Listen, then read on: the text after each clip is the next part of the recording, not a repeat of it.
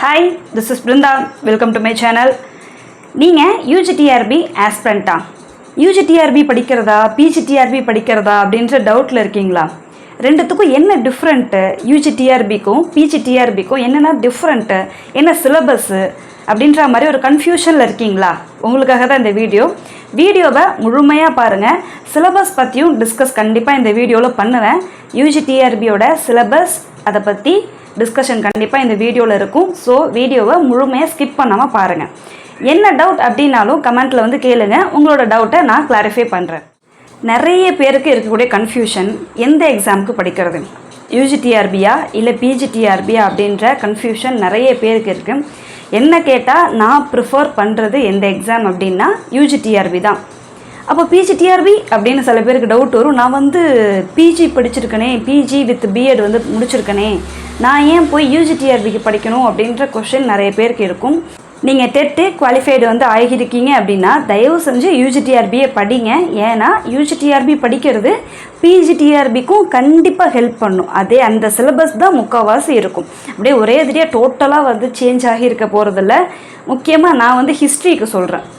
ஹிஸ்ட்ரிலாம் அப்படியே டோட்டலாக சேஞ்செலாம் ஆகியிருக்காது. கிட்டத்தட்ட வந்து முக்கால்வாசி ஒரே சிலபஸ் தான் யூஜிக்கும் பிஜிக்கும். ஸோ ஹிஸ்ட்ரி ஸ்டூடெண்ட்டாக இருக்கீங்க அப்படின்னா கண்டிப்பாக நீங்கள் UGTRBயை படிங்க, தாராளமாக படிக்கலாம். ஏன் அப்படின்னா போன வருஷமாக இருக்கட்டும், இந்த வருஷமாக இருக்கட்டும், ஆனுவல் பிளானரில் டிஆர்பி என்ன சொல்லியிருக்காங்கன்னா UGTRB கண்டக்ட் பண்ண போகிறதா தான் வந்து சொல்லியிருக்காங்க. ஸோ நம்ம எதை படிக்கலான்ற கன்ஃபியூஷன்லலாம் இல்லாமல் நீங்கள் டெட் பேப்பர் 2 கிளியர் பண்ணியிருந்தீங்கன்னா தாராளமாக UGTRBயை படிங்க.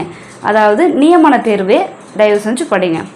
UGTRB and PGTRB history syllabus அதோட டிஃப்ரென்ஸ் என்ன அப்படின்றத பார்க்கலாம். தெளிவாக பாருங்கள். சில பேர் இந்த நியூ ஸ்டூடெண்ட்டு இப்போ தான் வந்து பிஎட் படிச்சுட்டு வந்திருப்பீங்க, அவங்களுக்குலாம் நிறைய டவுட் இருக்கும். அதனால் தெளிவாக பாருங்கள். UGTRB PGTRB ஃபஸ்ட்டு ரெண்டுத்துலேயுமே எத்தனை இருக்கும்? 10 யூனிட்ஸ் வந்து இருக்கும். ஹிஸ்ட்ரி தான் நம்ம பார்க்குறோம். 10 யூனிட்ஸ் வந்து இருக்கும். யூனிட் 1 UGTRBக்கு யூனிட் 1 வந்து என்னவாக இருக்கும் அப்படின்னு பார்த்தீங்கன்னா ஏன்ஷியன் ஹிஸ்ட்ரி.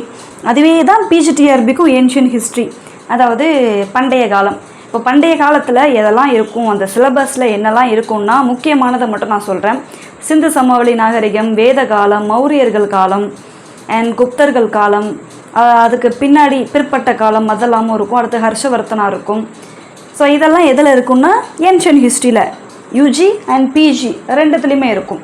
எக்ஸ்ட்ரா வந்து இந்த UGTRBயில் எக்ஸ்ட்ரா கொஞ்சம் கடைசியாக ஒரு பிட்டை வந்து சேர்த்து வச்சுருப்பாங்க. என்ன அப்படின்னா இந்த முகமது காசிம் வந்து படையெடுத்து வந்திருப்பார் 712. அந்த வரலாறு நம்ம இதை யூனிட் 1 UGTRBயில் படிப்போம். அதுவே இங்கே அதெல்லாம் 2வது யூனிட்டில் போயிடும். ஓகேவா? இப்போ அடுத்தது UGTRBயில் 2வது யூனிட் 2 எதெல்லாம் இருக்குன்னா டெல்லி சுல்தான். நான் ஷார்ட்டாக எழுதியிருக்கேன். டெல்லி சுல்தானியம், விஜயன் போட்டிருக்கேன். விஜயநகர பேரரசு, பாமணி பேரரசு, முகலாய பேரரசு, மராத்தியர், ஐரோப்பியர்கள் வருகை, ப்ளஸ் அவங்க வந்ததுக்கப்புறமா நிறைய போர்கள் நடக்கும். கர்நாடக போர், மராத்திய போர், ஆங்கிலோ மைசூர் போர், இந்த போர்கள்லாம் நடக்கும். இது எல்லாமே யூனிட் 2. அப்படியே PGTRBக்கு போங்க. இது மொத்தம் எத்தனை யூனிட் தெரியுமா? யூனிட் 2, 3, 4 இது எல்லாம் சேர்த்ததை ஒரு யூனிட்டாக இங்கே வந்து கொடுத்துருப்பாங்க. அடுத்தது யூனிட் 3 UGTRBயில் யூனிட் 3 என்ன அப்படின்னா இந்த 1857 ரிவோல்ட்டு, அடுத்தது காந்தியன் ஈரா ஸ்டார்ட் ஆகிடும். யூனிட் 3ல் காந்தியன் ஈரா முக்கியமான தலைப்பு. அது இங்கே PGTRBயில் யூனிட் 5. அடுத்தது இங்கே 4வது யூனிட் என்ன அப்படின்னு பார்த்தீங்கன்னா கான்ஸ்டியூஷன், அரசியல் அமைப்பு இருக்கும். அதுக்கடுத்து அதெல்லாம் எப்படி ஸ்டார்ட் ஆனிச்சு, எப்படி தயாரிச்சாங்கன்றதை பற்றி படிப்போம். அடுத்தது பிரைம் மினிஸ்டர், நிறைய பிரைம் மினிஸ்டர் காலத்தில் என்னென்ன நடந்தது, அந்த இந்தியன் பிரைம் மினிஸ்டர் தான், இந்தியன் பிரைம் மினிஸ்டர் காலத்தில் என்ன நடந்தது, பிரதமர்கள் காலத்தில் அப்படின்றத படிப்போம். அது இங்கே யூனிட் 6. PGTRBயில் யூனிட் 6, UGTRBயில் இது யூனிட் 4 கான்ஸ்டியூஷன் PM பற்றி படிக்கிறது. Next Tamil Nadu history. Tamil Nadu history 2 யூனிட்டாக இருக்கும்.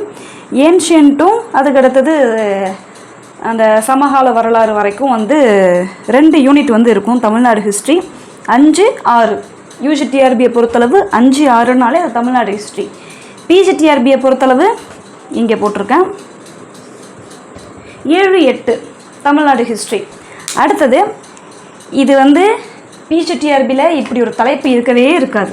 பிஜிடிஆர்பியில் இப்படி ஒரு தலைப்பு இருக்கவே இருக்காது. என்னன்னா East Asia, history of East Asia அப்படின்ற ஒரு தலைப்பு யூனிட் 7 எதில் கொடுத்துருக்காங்கன்னா யூஜிடிஆர்பியில் வந்து கொடுத்துருக்காங்க. ஹிஸ்ட்ரி ஆஃப் ஈஸ்ட் ஏஷியா அப்படி ஒரு தலைப்பு இங்கே கிடையவே கிடையாது பிஜிடிஆர்பிக்கு.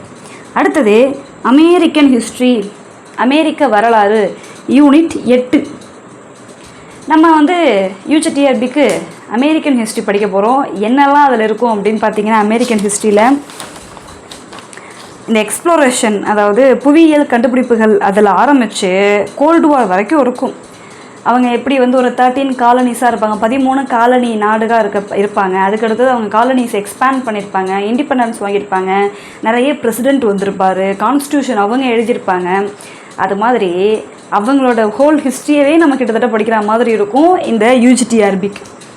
பிஜிடிஆர்பிக்கு அப்படிலாம் கிடையாது. ஆனால் வந்து 11th 12th இந்த 12th புக்கில் தான் பார்த்தீங்கன்னா அமெரிக்கன் ஹிஸ்ட்ரிலாம் நிறைய வந்து புக்கில் வந்து கொடுத்துருப்பாங்க. பட் அதுக்கெல்லாம் சிலபஸில் வந்து அவங்க ஆட் பண்ணல, சிலபஸில் அதெல்லாம் ஆடே பண்ணல, பெருசாக ஆட் பண்ணியிருக்க மாட்டாங்க. ஒரு விஷயம் இருக்கும் அமெரிக்கன் ஹிஸ்ட்ரியை பொறுத்தளவு. வீடியோ ஆன் பண்ணனா அது வேறு டவுட்டு. பிஜிடிஆர்பியை பொறுத்தளவு அமெரிக்கன் ஹிஸ்ட்ரியில் என்ன கேட்பாங்கன்னா, அந்த American war of independence, America சுதந்திர போர் மட்டும் கேட்பாங்க. மற்றபடி இதில் பிஜிடிஆர்பிக்கு வேறு எதுவும் வராது. யூஜிடிஆர்பியில் அமெரிக்கன் ஹிஸ்ட்ரி, ஹோல் ஹிஸ்ட்ரி இங்கே பாருங்கள், கிட்டத்தட்ட இந்த ஹோல் ஹிஸ்ட்ரியை படிக்கிற மாதிரி இருக்கும். நான் ஓரளவு முடிச்சிருக்கேன். அடுத்தது யூரோப் ஹிஸ்ட்ரி யூனிட் 9 எதுக்குன்னா யூஜிடிஆர்பியில் யூரோப் ஹிஸ்ட்ரி, ஐரோப்பிய வரலாறு. அதில் ஒரு சில அரசர்கள் பற்றி படிக்கணும், நிறைய அது வந்து இருக்குது. நான் அது உள்ளே நானே வந்து பெருசாக போகலன்னு வச்சுக்கோங்களேன். அதை பார்த்தா எனக்கே தலை சுற்றுது பயங்கரமாக. அவ்வளோ பெரிய யூனிட்டாக இருக்குது, இங்கேருந்து இன்னும் பெரிய யூனிட்டாக வந்து இருக்குது. யூனிட் 9 நிறைய கிங்ஸை பற்றி கொடுத்துருக்காங்க. ஜேம்ஸ் 2, வில்லியம் 3, குயின் ஆனி.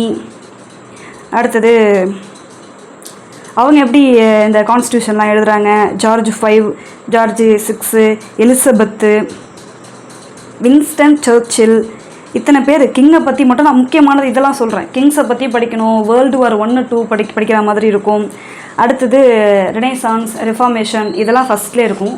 ரெனேசான்ஸ், ரெஃபார்மேஷன் அதாவது மறுமலர்ச்சின்னு சொல்லுவாங்க. அதெல்லாம் அந்த தலைப்புகள்லாம் படிச்சுட்டு கீழெல்லாம் என்ன இருக்குன்னா அரசர்கள் பற்றியெல்லாம் படிக்கிற மாதிரி இருக்குது. நமக்கு நம்ம அரசர்கள் பற்றி அதை பற்றி ஞாபகம் வச்சுக்கிறது, அந்த வருடங்களை ஞாபகம் வச்சுக்கிறதே இதாக இருக்குது. இதில் இவங்கள பற்றியும் ஞாபகம் வச்சுக்கணும். எனக்கு இதுதான் வந்து புரியலை, எதுக்கு இந்த அரசர்களெல்லாம் இப்போ கொடுத்துருக்காங்க அப்படின்னு சொல்லிட்டு, அவங்க காலத்தெல்லாம் கொடுத்துருக்காங்க, அதெல்லாம் என்ன மாதிரி படிக்கணும் அப்படின்றது கொஞ்சம் ஒரு கன்ஃபியூஸ்டான ஸ்டேட்டில் இருக்கேன். நாம் படிக்கலாம். இப்போது புக்ஸ் வந்து இருக்குது. கேள்விகள் என்ன மாதிரி இருக்கும், ஒரு தடவை தான் யூஜிடிஆர்பி நடந்திருக்கு, ஒரே ஒரு எக்ஸாம் தான் நடந்திருக்கு. அதை வச்சு கேள்வி இப்படி தான் கேட்பாங்கன்னு நம்ம வந்து ஒரு ஃபைனல் டிசிஷனுக்கும் வர முடியாது. அப்படி அந்த ஆங்கிளில் நம்ம படித்தோம் அப்படின்னா அவங்க வேறு மாதிரி கேட்டுட்டாங்கன்னா மேபி எங்கே வேலை போயிட போதோ அப்படின்ற ஒரு பயமும் இருக்குது. அதையும் நம்ம பார்க்க வேண்டியதாக இருக்குது. அடுத்தது யூனிட் 10. யூனிட் 10 வந்து என்ன கொடுத்துருப்பாங்க யூஜிடிஆர்பிலனா, இந்த UNO, SAARC, science and technology, UNO மட்டும் இருக்காது, அது மாதிரி நிறைய அமைப்புகள், ஒபேக் அப்படின்னு நிறைய அமைப்புகளை பற்றி இதில் வந்து இருக்கும். பிஜிடிஆர்பியில் யூனிட் 9 and 10 அது வேர்ல்டு ஹிஸ்ட்ரி அப்படின்னு சொல்லி எதெல்லாம் இருக்கும் அப்படின்னு பார்த்தீங்கன்னா, யூனிட் 9ல் இந்த ரெனேசான்ஸ், ரிஃபார்மேஷன், ஃப்ரெஞ்சு புரட்சி, தொழில் புரட்சி, அது மாதிரி அமெரிக்கன் வார் ஆஃப் இண்டிபெண்டன்ஸ் அதெல்லாம் இருக்கும். யூனிட் 10 அந்த சைடு போனீங்கன்னா அதில் வந்து என்ன மாதிரி இருக்குன்னா world war 1 and world war 2, UNO, gold வார், இதெல்லாம் வந்து இந்த யூனிட் 10ல் இருக்கும். நான் முக்கியமான தலைப்புகளை தான் சொல்கிறேன். இது மாதிரி தான் இருக்கும். ஆனால் இங்கே டோட்டலாக அப்படியே வேறு, இந்த 3 யூனிட்ஸ்லாம் டோட்டலாகவே வேறு. இப்போ என்ன டிஃப்ரென்ஸ் அப்படின்னு உங்களுக்கு அண்டர்ஸ்டாண்ட் ஆகுதா? யூஜிடிஆர்பிக்கும் பிஜிடிஆர்பிக்கும் என்ன டிஃப்ரெண்ட் அப்படின்றது. ஏன்ஷியன் ஹிஸ்ட்ரி ஒன்று தான், மிடிவல் ஹிஸ்ட்ரி ஒன்று தான், மாடர்ன் ஹிஸ்ட்ரி, கண்டெம்பரரி ஹிஸ்ட்ரி எல்லாமே ஒன்று தான். எங்கே மாறும்னா இந்த வேர்ல்டு ஹிஸ்ட்ரி சைடு தான் மாறுது. நம்ம இந்த யூஜிடிஆர்பிக்கு நிறைய படிப்போம். ஏன்னா 6வது to 8வதுக்கு தானே நம்ம நிறைய சொல்லித்தர போகிறோம். அதனால இதுக்கு நிறைய படிப்போம். இதுக்கு கொஞ்சம் கம்மியாக தான் இருக்கும். இங்கெல்லாம் வந்து ஹெவியாலாம் அப்படிலாம் இருக்காது. ஸோ டிஃப்ரென்ஸ் என்னன்றது புரியுது தானே. இங்கே அமெரிக்காவோட ஹோல் அமெரிக்கா ஹிஸ்ட்ரியே படிச்சுட்ருப்போம். இங்கே அப்படி படிக்க மாட்டோம். பிஜிடிஆர்பிக்கு அப்படி படிக்க மாட்டோம். இங்கே யூரோப்பு அந்த மன்னர்கள் பற்றிலாம் நிறைய படிப்போம். இங்கே அப்படிலாம் படிக்க மாட்டோம். ஸோ அதுதான் டிஃப்ரெண்ட்டு. முக்கியமாக ஈஸ்ட் ஏஷியாவோட ஹிஸ்ட்ரி அப்படின்னு சொல்லி நம்ம இங்கே யூஜிடிஆர்பியில் படிப்போம், இங்கே அப்படி படிக்க மாட்டோம். யூஜிடிஆர்பிக்கு என்னென்ன மார்க், எத்தனை மார்க்கில் கேட்பாங்க, பிஜிடிஆர்பிக்கு எத்தனை மார்க்கில் எல்லாம் கேட்பாங்க அப்படின்றத பார்க்கலாம். இப்போது யூஜிடிஆர்பின்னு வச்சுக்கோங்க, நியமன தேர்வு. அதுக்கு 150 மார்க்குக்குமே என்ன கேட்பாங்கன்னா உங்கள் மேஜர் மட்டும்தான் கேட்பாங்க. 150 மார்க்குக்கு உங்கள் major plus Tamil eligibility test இருக்கும். அடுத்தது பிஜிடிஆர்பி அப்படின்னா 150 மார்க் இருக்கும். அந்த 150 மார்க்கில் ஒரு 110க்கு உங்கள் மேஜர் வந்து கேட்பாங்க. ப்ளஸ் சைக்காலஜி ஒரு 30 மார்க் இருக்கும். 10 மார்க் 10 மார்க் வந்து ஜிகே வந்து கேட்பாங்க. அதுக்குமே தமிழ் எலிஜிபிலிட்டி உண்டு. நீங்கள் அதில் எலிஜிபிள் ஆனால் தான் அடுத்தது உங்களோட பேப்பரே வேல்யூ பண்ணுவாங்க. நீங்கள் போன டைம் பிஜிடிஆர்பியில் பார்த்துருப்பீங்க, அவ்வளோ டீச்சர்ஸ் வந்து தமிழ் எலிஜிபிலிட்டியை கோட்டை விட்டாங்க. நான் கொஞ்சம் ஜஸ்ட் மிஸ்ஸில் கொஞ்சம் எஸ்கேப் ஆகிட்டேன். 20 மார்க் எடுக்கணும், நான் 23 மார்க் எடுத்திருந்தேன். அதனால் கொஞ்சம் தப்பிச்சிட்டேன். ஒரு 3 மார்க் கூட எடுத்ததுனால, இல்லைனா கஷ்டம்தான். சிம்பிளான கொஷின் எல்லாம் தப்பு பண்ணிட்டு வந்திருந்தேன். ஸோ ரெண்டுலையுமே யூஜி அண்ட் பிஜி 2 எக்ஸாம்லேயும் தமிழ் எலிஜிபிலிட்டி இருக்கும்.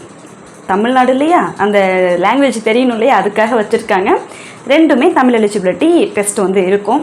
உங்களுக்கு எதனா டவுட் இருந்தது அப்படின்னா கமெண்ட்டில் வந்து கேளுங்க, டவுட்டை கிளாரிஃபை பண்ணுறேன்.